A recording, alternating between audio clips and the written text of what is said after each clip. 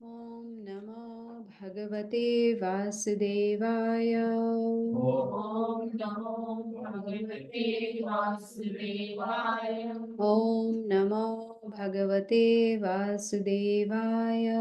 Om Namo Bhagavate Vasudevaya. Om Namo Bhagavate Vasudevaya. Om Namo Bhagavate Vasudevaya. Narayanam Namaskritya Naram Chaiva Narottamam Devim Saraswatim Vyasam Tato Jayamudiraye Nashtaprayeshu Abhadreshu Nityam Bhagavata Sevaya Bhagavati Uttama Shloke Bhaktir Bhavati Naishtaki जय जय श्री चैतन्य जय नित्यानंद जय द्वैत चंद्र जय गौर भक्त वृंदा जय जय श्री चैतन्य जय नित्यानंद जय द्वैत चंद्र जय गौर भक्त वृंदा जय जय श्री चैतन्य जय नित्यानंद जय द्वैत चंद्र जय गौर भक्त वृंदा. So we are continuing with Sri Caitanya Charitamrta Adi Lila, chapter number 5, text number 52. Vaikuntha Bediya Eka Ache Jalanidhi Ananta Parataranaka Avadhi. Translation by Srila Prabhupada. Surrounding Vaikuntha is a mass of water that is endless, unfathomed, and unlimited. Text number 53.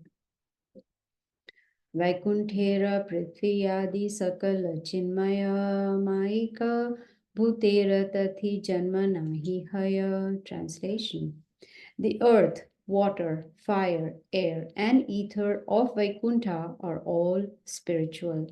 Material elements are not found there. 54.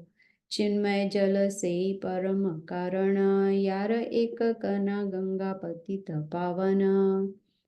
The water of the Karana ocean, which is the original cause, is therefore spiritual. The sacred Ganges, which is but a drop of it, purifies the fallen souls. 55. Seta Karana Nave Sei Sankarshana Apanara Eka Amshe Karina Shayana. In that ocean lies a plenary portion of Lord Shankarshana. 56. Mahashrashtha Purusha Tinho Jagat Karana Adya Avatar Kare Maya Ikshana. He is known as the first Purusha, the creator of the total material energy. He, the cause of the universes, the first incarnation, casts his glance over Maya. 57. Maya Shakti Rahe Karana Bhira Bahire Karana Samudra Maya Parashite Nare. Maya Shakti resides outside the Karana ocean. Maya cannot touch its waters. Last verse for today, 58.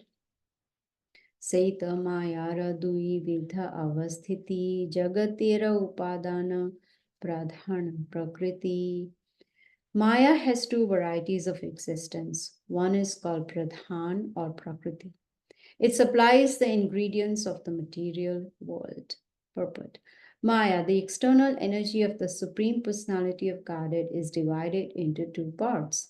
Maya is both the cause of the cosmic manifestation and the agent who supplies its ingredients. As the cause of the cosmic manifestation, she is known as Maya, and as the agent supplying the ingredients of the cosmic manifestation, she is known as Pradhan.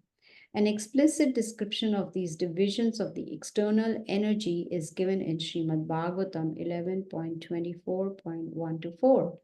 Elsewhere in Srimad Bhagavatam 10.63.26, the ingredients and cause of the material cosmic manifestation are described as follows.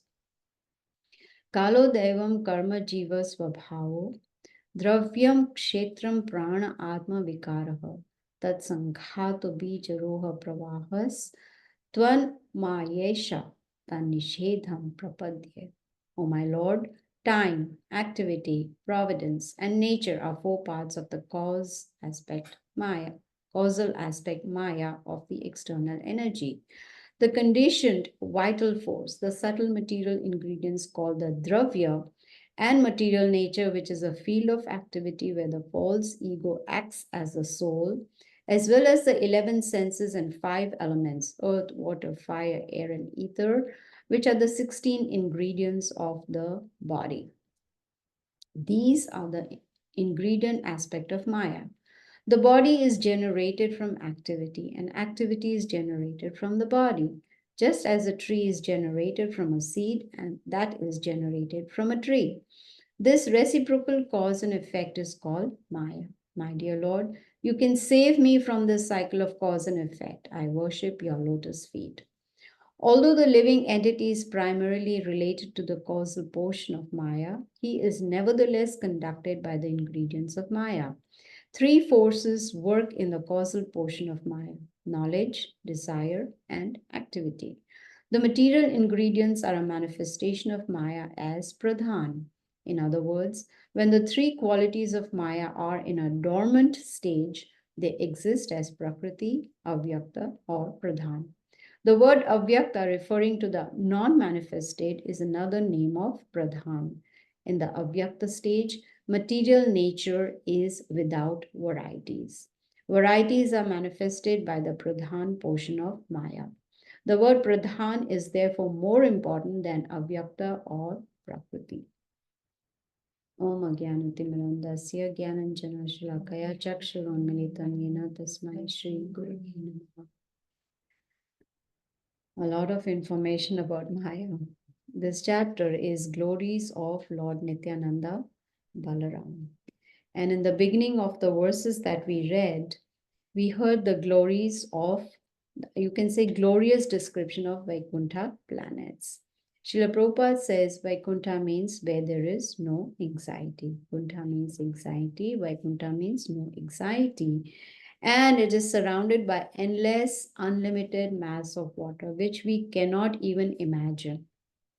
Like we have heard that material world is a quarter and spiritual world is 3/4 of the whole creation. So it is beyond our imagination, but it is good to get this knowledge, to understand. We may not understand, but it's good to hear about it. So Srila Prabhupada also explains, and as we read the verses, it said that all elements like water, air, ether, everything, they are all spiritual. And Karana ocean also is spiritual, obviously, because it is in the spiritual world. And a drop of this ocean is Ganges. Imagine, just a drop from that ocean is the Ganges river, which we cannot even what? Fathom, right? We cannot even understand. It is so vast. When we go to Mayapur and we look at Ganges, can we really figure out how big it is or how long? We cannot. But that is just a drop of that Karana ocean, and just that drop can purify the fallen souls. Now, that doesn't mean, like Srila Prabhupada says, we go to Ganga, dubki lagao, uh, dip yourself in the Ganges. I remember I had gone with my sister to Mayapur many, many years ago. And that was the first time we were going to dip in the Ganges. So we were afraid because it's very slippery and the current is it's forceful. So she said, first, I will do, you hold my hand, and then we reverse. Okay, so she did, and she nicely dipped herself completely 3 times. And when it was my turn, my head was still up, means the takla is still up. It was not fully gone in. And she kept saying, go in, go in. But I was so afraid to put the whole head, with eyes. I mean, it was, but still not completely. And she said, "Shh, you didn't even finish the Ganga Snan completely."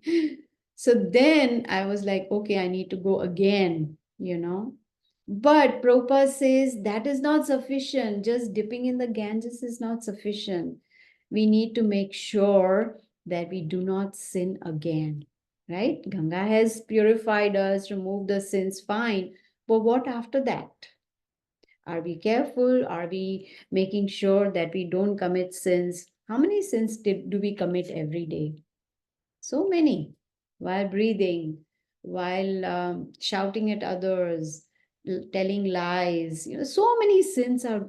But after dipping in the Ganges, at least we should be more careful. So here, just a drop of that Karana ocean can purify the fallen souls. But dipping is not enough. One has to be alert about spiritual life and not make any offenses, especially the 11 offenses towards chanting the holy names of the Lord. And if we follow the 11th offense, which is uh, to chant attentively, then we will not even do Vaishnava Prad. Does that make sense? We will not, because we are chanting in a pure state. So now in Karana ocean lies the plenary portion of the Lord, which is Lord Shankarshana, and he's the first Purusha, he's the creator of this material energy, he's the cause of the universes. Even though universes are coming out from the pores of Mahavishnu, right? So still here Shankarshana is considered the cause of universes, because he's the first incarnation and he's the one who glances over Maya. And that's how the creation takes place. Now you must have noticed we learned a lot about Maya Shakti. Yes, we learned. Do we remember what we learned about it? There's so much knowledge about Maya Shakti, but what's the topmost thing to remember? Stay away from Maya. That's the best thing to remember. Stay away from Maya so that we are able to concentrate on Krishna Bhakti. So now this Maya Shakti, even though she's so powerful, she's part of Krishna, she is outside the Karana ocean. She cannot even touch that Karana ocean. She's outside. That's what we read. She cannot touch the waters of this ocean. So the last verse that we read, number 58 in the purpose, Srila Prabhupada describes about Maya Shakti, and he says Maya exists as both Pradhan, and which is actually Mahatattva, and Prakriti, both. She's both. What does she do? She supplies the ingredients of material worlds, and she is the cause of cosmic manifestation. Just now we read Shankarshana is the cause, right? But here Prabhupada says even Maya Shakti is a cause of cosmic manifestation. Why? Because she's an agent that supplies all the ingredients. And that is why she is called Maya. And because she's supplying ingredients, she's also called Pradhan. Now it is not so necessary to remember all this, right? It'll be hard because we have so many things to remember. But if we can remember that Maya is very powerful and we need to stay away from her. Now, if she sees that we are sincerely and seriously doing bhakti yoga, then she'll become our friend. In the sense, she will test us to make sure that we don't fall back. Sometimes something happens and we say, forget it. I don't want to do it. Like children, they're working on a project, say craft or whatever, and something goes wrong, they say, forget it, right? They lose interest, there's no motivation. We should not be like that. She wants to test us if we are sincere. But if we are not sincere, why will she test us? She say, you're already in Maya, I don't need to do anything with you. You can stay there, tathastu, you can just stay there. But when she sees we are making sincere efforts, then she will test us to qualify us to go back to Godhead. So it's nice to have all these details about Maya.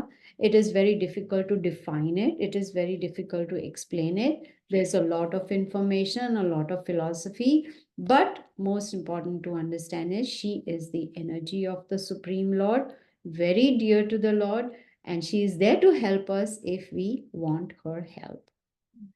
Now, when we are on the path of bhakti, false ego starts behaving more powerfully than the spirit soul. The false ego will make us identify with the body again and again. Uy ma, my back is hurting. Uy ma, my this is hurting. Uy ma, that. Why do we say uy ma actually? Why do we say that? Huh? सब बोलते हैं, सब बोलते हैं, right? When we get hurt, what we say, uy ma, we say that, right? माँ को याद करते हैं, but why? First point of rescue हर चीज में ना हम Oh yeah, she's a first point of rescue. That makes sense. But why uy? दर्द के लिए Dard. Because of the pain that uy comes out. Right? But when we identify with the body, one thing I learned from my husband, he said that whenever someone asks you, how are you? What should you say? Thank you. Thank you. Thank you for inquiring. Because they're not interested in knowing what's going on in your body. They are asking out of formality, courtesy, right? That's, yeah. Hi, how are you? That doesn't mean we give them the medical history, that, okay, I have this issue and that issue. No, Fine. not even that.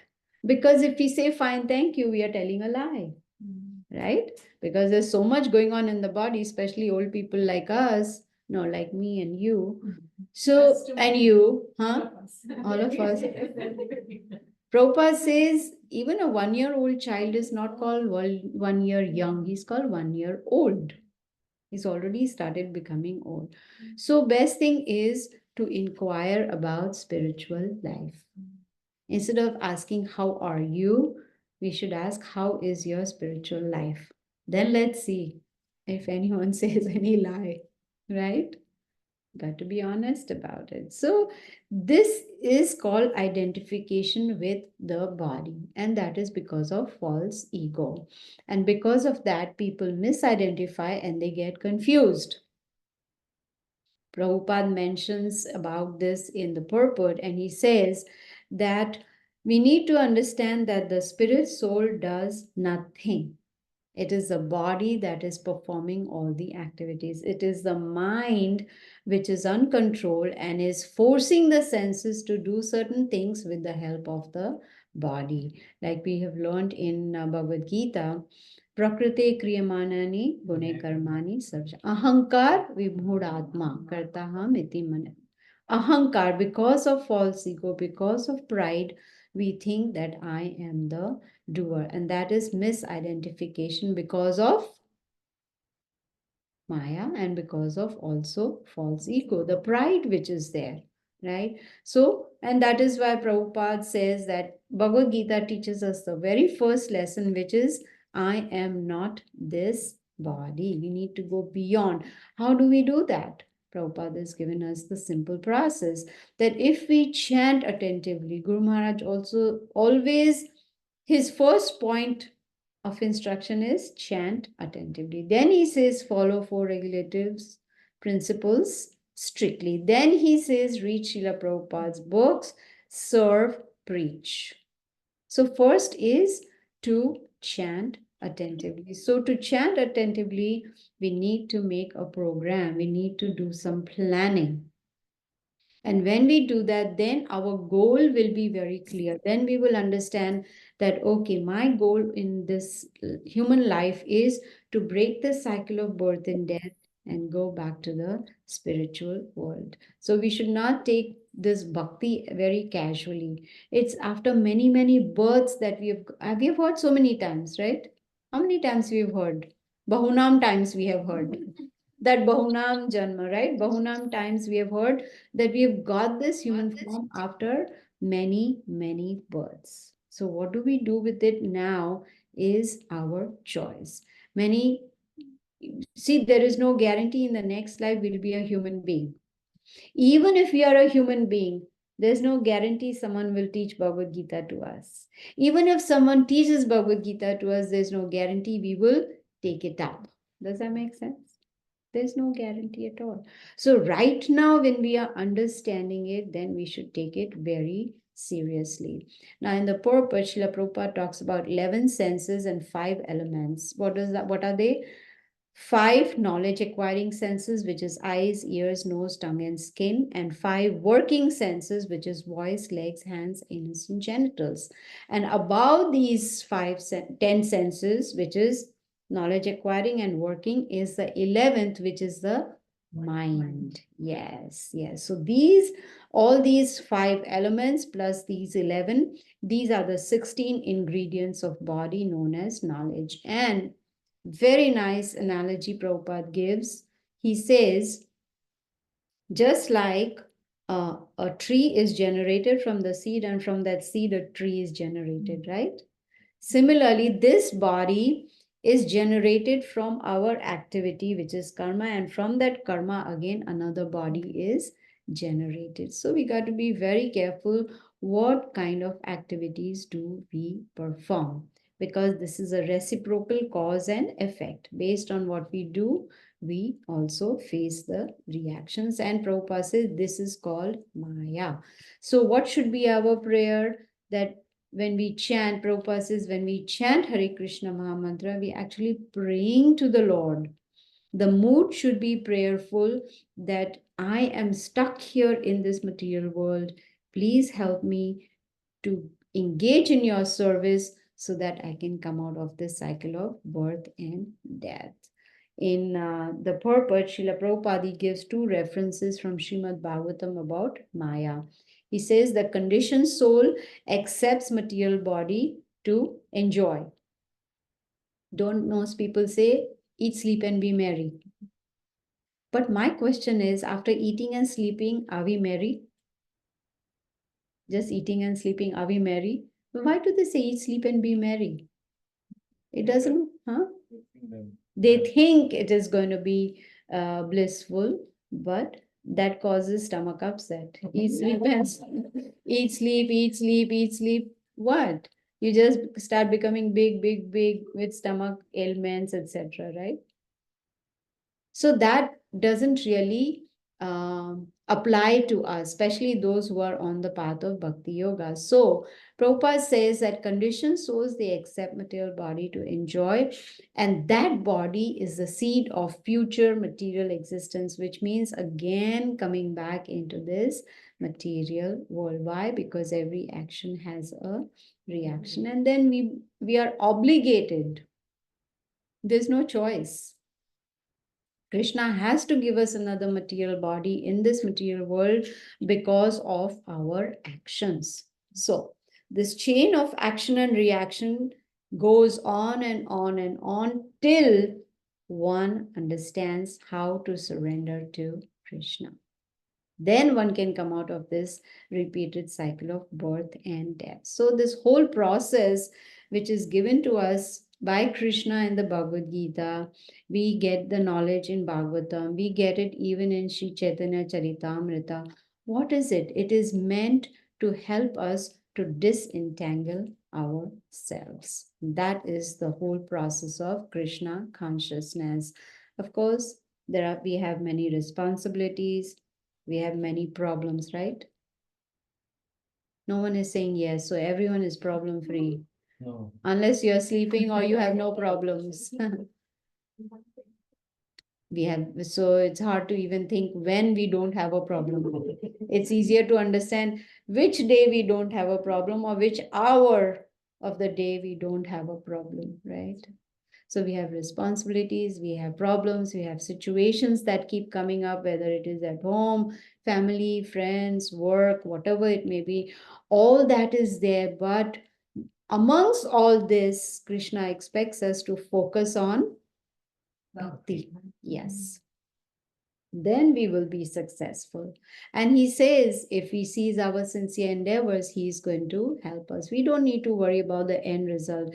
Many times people ask me, oh, I have been chanting, chanting, chanting. Will I go back to Godhead after death?